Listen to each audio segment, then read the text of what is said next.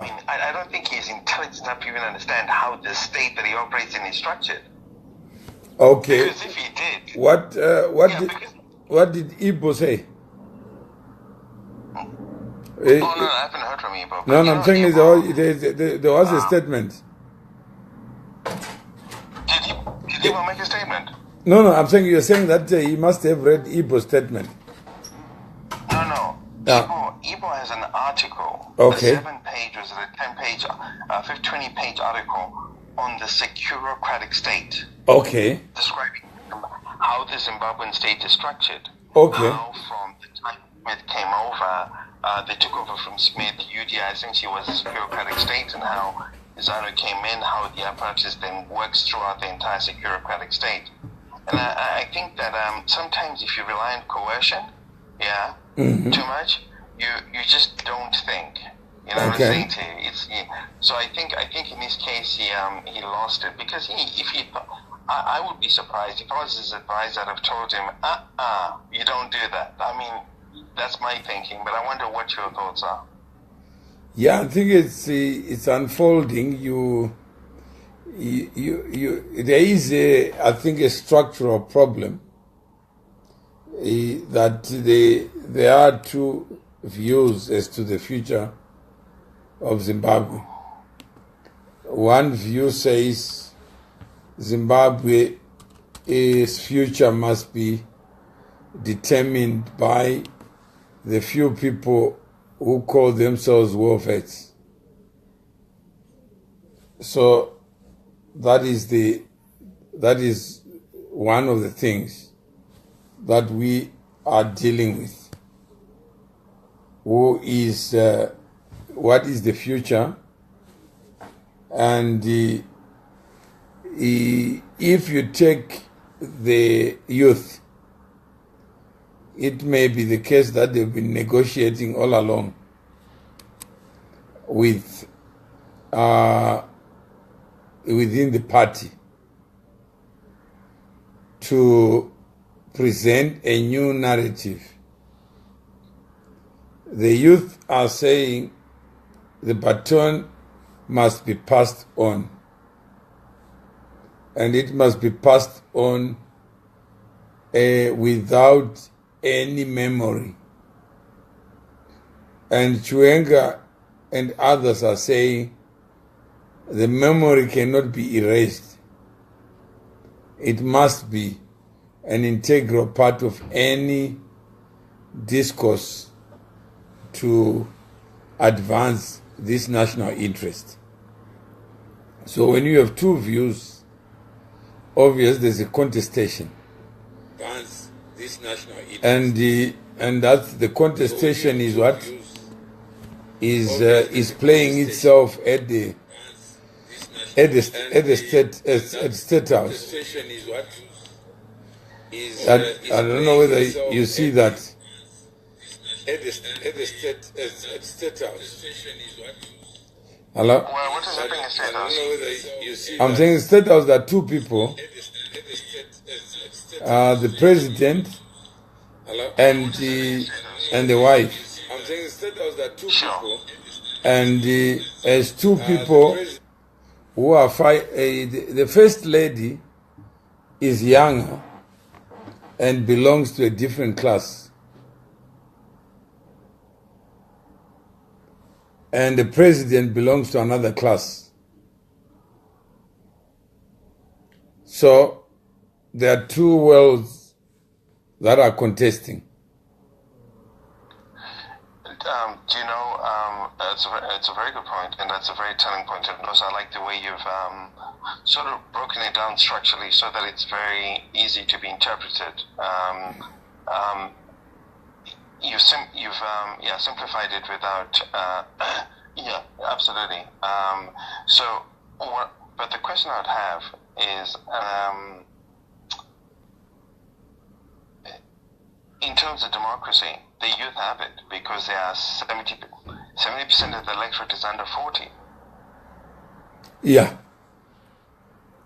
So if you can't question it. You can't question if you're talking about democracy and the electorate and vying to win and seeing how 90%, 95% of ZANU-PF youth are registered to vote. Whereas the other youth can't be bothered. Yeah. So, I mean, this... Okay. Yeah. Go ahead. I mean, this is a fascinating electoral strategy. That's a no-brainer and a win-win strategy. And in fact, beyond this, I've always maintained in the last week that, listen, when historians write about ZANU-PF in history, in years to come, in 10 years, 20 years, 30 years, what Mugabe has done will be seen as a masterstroke in preserving ZANU-PF as a political force. Because if it stayed with the old people, it would be gone. No, I don't think constructively he is a strategist. He's just a random walker like you and me. Ah, I see. But so he's just happened to pull a couple of strings that have... No, he's not pulling anything. You see, like George Washington said, I walk on untrodden ground. That life has no precedent.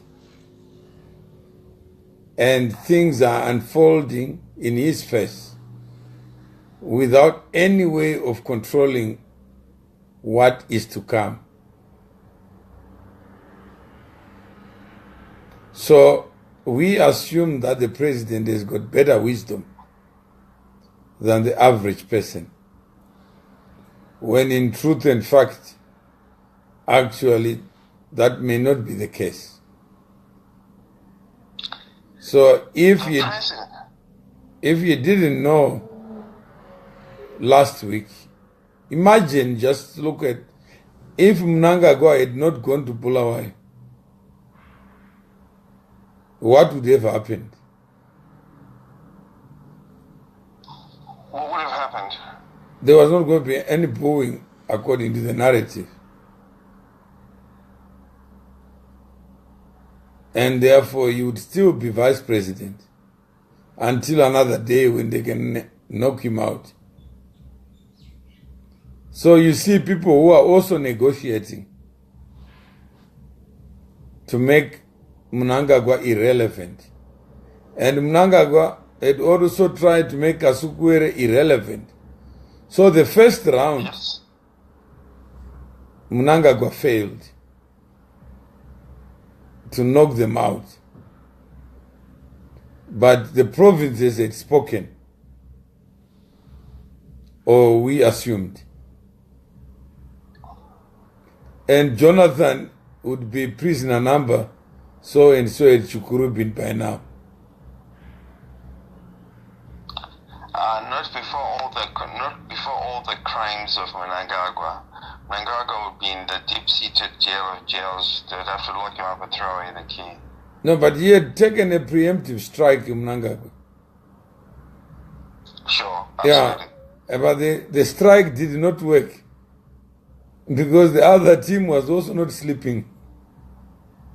Even Mugabe allowed an investigation of Kasukuwere to be made. And there was a Politburo committee that... Can I ask you a question? Let me interrupt you. Let me ask you a simple question because I know you're quite busy. I don't want to keep you on the phone for long. Listen, explain this to me. Why was Mnangagwa allowed to be vice president, allowed to capture parts of the state, allowed to strengthen his relations with the military, yeah? Some of the effects that you're seeing now. Where was that even allowed? Like, I don't understand what strategy that is.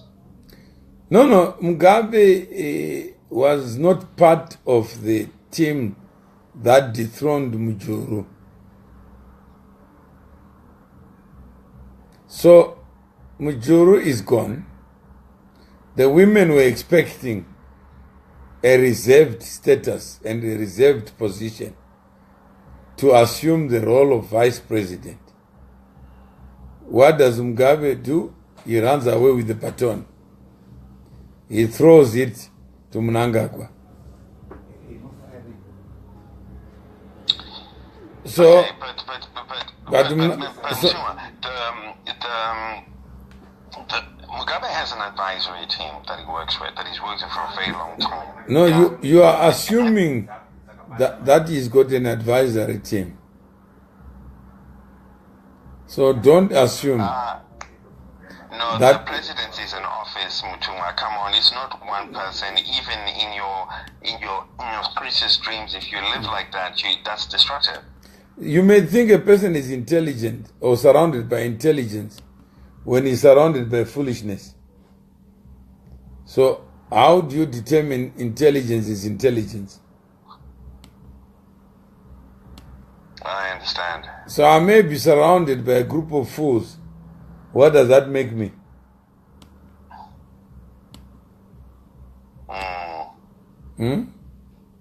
Because if I was surrounded by smart people, they would have told me that the economy is going somewhere.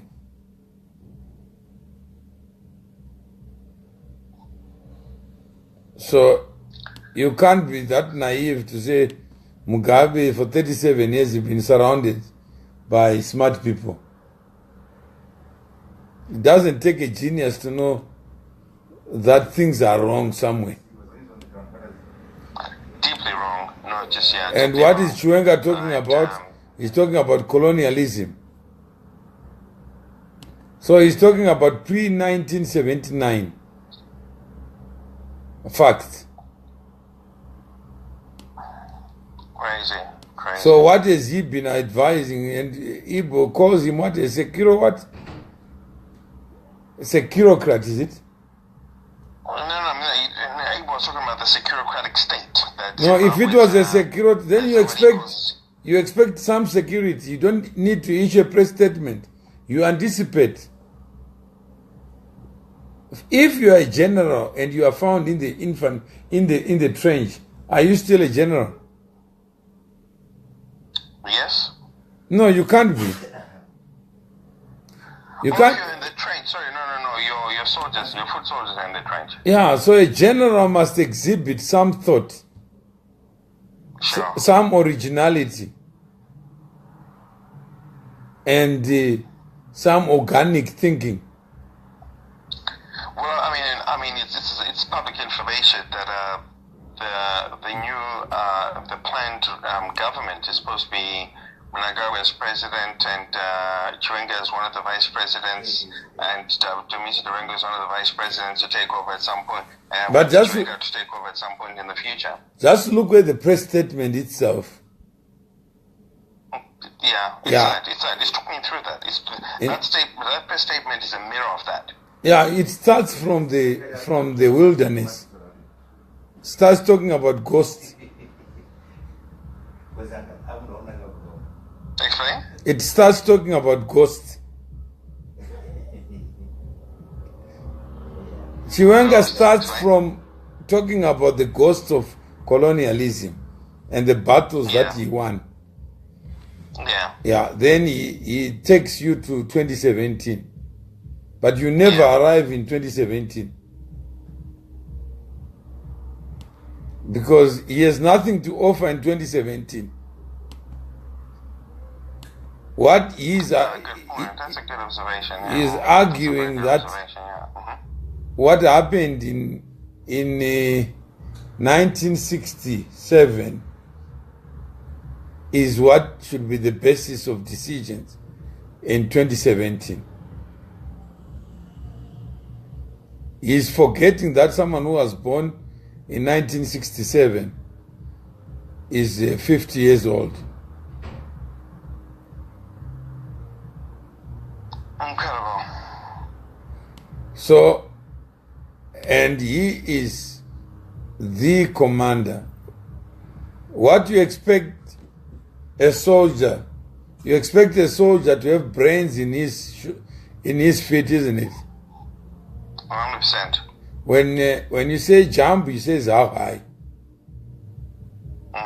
You don't expect a general to think from his feet. Yeah, no. Hmm? No, yeah. Yeah, it's quite sad, actually. It's quite sad that he was poorly advised to make that statement because, and also, does he think that he controls the state? I mean, that's ludicrous. No, he was appointed by a civilian. Yeah, I mean, but does he not think he controls the state? Because his statement, his demands were far-reaching. His threats were pretty direct. So I was like, wow. But you know, the difference is that a part is a club. It's voluntary. Of volunteers. Yeah. So he is saying a club is actually the government. Yeah, absolutely. So he doesn't distinguish between government and this informal club. You know, he's too, I hate to sound rude, but he's too stupid to even understand the ramifications of his own press statement. He's just too stupid. Like, I was like, this guy is so stupid. I'm like, if someone gave that to me, I'd be like, let me call a few people and just ask here to make sure this really makes sense and is logical, because this is a problem, this is a problem, this is a problem. But you know what I think? I was laughing because someone was there were messages on social media yesterday that Muchwagwa sent that press release to him. I was like, you know what? It sounds like one of his actually. I think Zimbabwe's future is so newsworthy, so sexy. That is very attractive. Do you know? Can I tell you what? Right? I've been looking at Zimbabwe, just to conclude, I'm looking at Zimbabwean websites, right? Yeah. People are looking for a political excitement, not political news, no. They want something exciting political. I mean, on their hand, the statement by Chiwenga got 100,000 views. Yeah. No other article even touches that. Because people are just hungry for anything with a skirt. Yeah, it's true. They don't give a damn what is inside. And then finally, Mutuma, in conclusion, right, where do you see this going? Because it's quite clear now that Chiwenga and Mugabe cannot coexist. No, it's not so clear. Because Chiwenga may see the statement differently from everybody. So just invade Chiwenga's mind and ask him what time is it. He may tell you it's Mugabe's time, not Mnangagwa's time. And his statement never made any vehemence about Mnangagwa.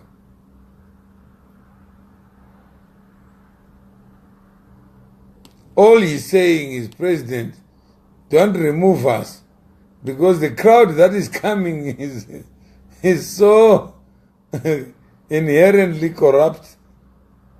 And it can be more corrupt than the 15 billion you guys stole. Can be worse than that. No, there are two views. Because if you can steal 15 billion, then it must exist before it's stolen, is it? Yeah, it wasn't 15 billion, it was billions, but it wasn't 15 billion. No, I'm saying is for anything to be stolen, it must exist before it's stolen. 100%. Yeah, so who saw it before it was stolen? Zimbabwe was producing $2.5 billion of diamonds a year. That's an allegation. For the last 5 years. No, that's an allegation. Let's not uplift allegations to be fact. And Anjin was the largest diamond producer, so... No, I'm saying never use the statistics to substitute facts. Sure. Yeah. So President Mugabe was talking to a different audience. No, 100%. Like you said before, the 50 billion has to be seized first before it's stolen. We also have been accused. I was accused of stealing from myself. Yeah, no, absolutely. Yeah, so this... So, okay, so let's conclude as follows then, because I know you're busy and I have already kept you long enough. So, do you think that there's any threat of a coup in Zimbabwe? Madness can never be planned. Okay, true. And caused by nature. So I can't say anything. But okay. Today, yeah. What do you see about Chiwenga's attempt to try to negotiate Mnangagwa's return? No, I'm saying it's possible, because if you were to invade Chiwenga's mind, what would you expect to find in his mind? He would say, our commander-in-chief has been captured, and we need to extricate him from this capture. And it is our singular duty and national duty to protect this man from capture. If that narrative is correct, it can lead to emotional decisions,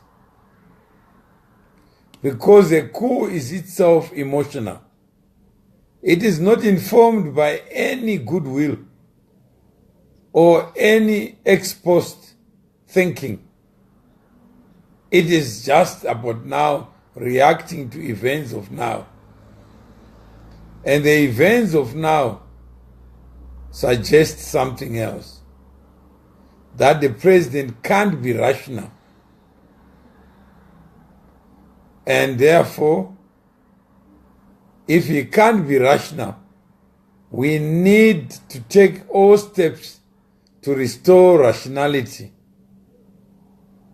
So, if that is the case, the other side are issuing press statements suggesting that Chiwenga just flew into Zimbabwe today. Whereas Chiwenga says, I didn't just happen to be in Zimbabwe. I earned the right to be in Zimbabwe. And therefore, I'm not going anywhere. So, they may be able to take this view, foolish as it may be, but they feel sufficiently injured. Their egos have been massacred by Mafikizolo, who are now Panyanga. And if these guys, novices, are now the captains, charting the way forward to a destination that we don't know, then we're in trouble. So there are two narratives. Yeah. So I think let's just think about the narratives, and then you just put yourself in Chiwenga. Doesn't it tell you that he is also desperate to be relevant when Mnangagwa is irrelevant? And Mugabe is confirmed that Mnangagwa is irrelevant for 2018. So Mugabe is very clear that he doesn't need any more vet. He is now the youthful president. His best friend is Kudzanai. Is it Kudzai or Kudzanai? I think it's Kudzanai. Kudzanai is his best friend. Maybe they're calling each other every day. Yeah. So Chiwenga must have known, and ought to have known, that the bus had left the station where the war vets were cheerleaders. Now the bus is gone, mate. The bus is gone. And the situation on the ground tells you the bus is gone. The bus is moving to students now. There's no, Hansi, I'm struggling. Will go and campaign. Get you to who will you be talking to? You so Adi I can. You tell me you campaign better than Richburg. You're dreaming, mate. No, imagine my post story. Yeah. Two rallies in a weekend. Game over. I don't know. If you are Stevie Wonder, then you can still be thinking. But if you got two eyes, use them. Yeah, I mean, they're so lost in some 1970s narrative. So we can go and campaign. No, you didn't campaign, mate. You were just cutting and killing people. That was not campaigning, mate. Right now, ZANU-PF doesn't want that. It wants legitimacy. It wants to campaign properly and try to win properly. Yes, things will be rigged here and there. Of course, we know they control the electoral machinery. But they actually want to go out there and campaign. And all the data at the moment... Mugabe is already campaigning. Absolutely. And he's got foot soldiers who are no longer war vets. This is not 2008. Absolutely. It started with 1 million. And the rest is history. Yeah, no, so what? I think that's very clear. I think what's clear is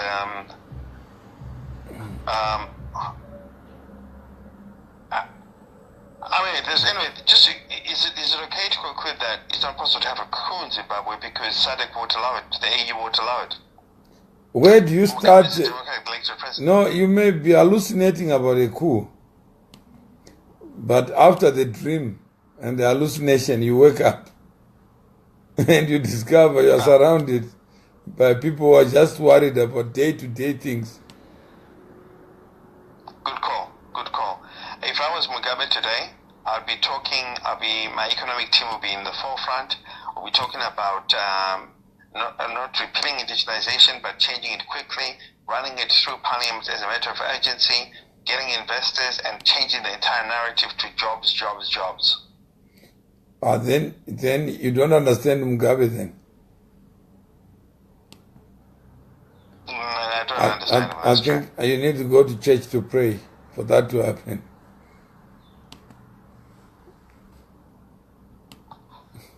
Yeah, this is why I'm hoping could someone like Grace could play a role like that to get him to wake up to that.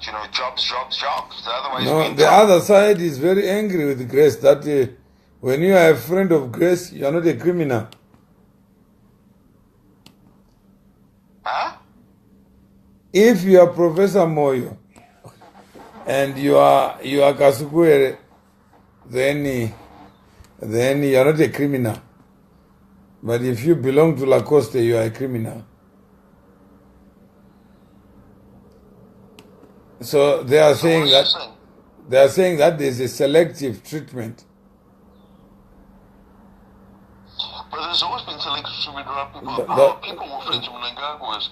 No, I'm just saying that.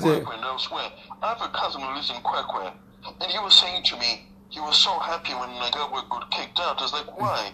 He was like, you don't know this guy, man. This guy's been a terror in this place.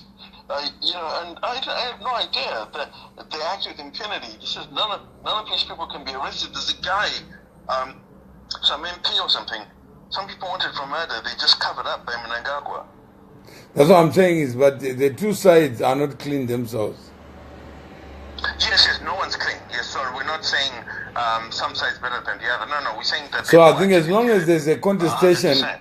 The outcome cannot be smooth. So somebody's, as they say, somebody's gonna die. Somebody, I think you got it. So let's talk later. And God bless. Thank you much for your time, Mutum. I know you're very busy. Thank you so much for this. We appreciate it so much. Okay, thanks. Bye-bye. Bye-bye.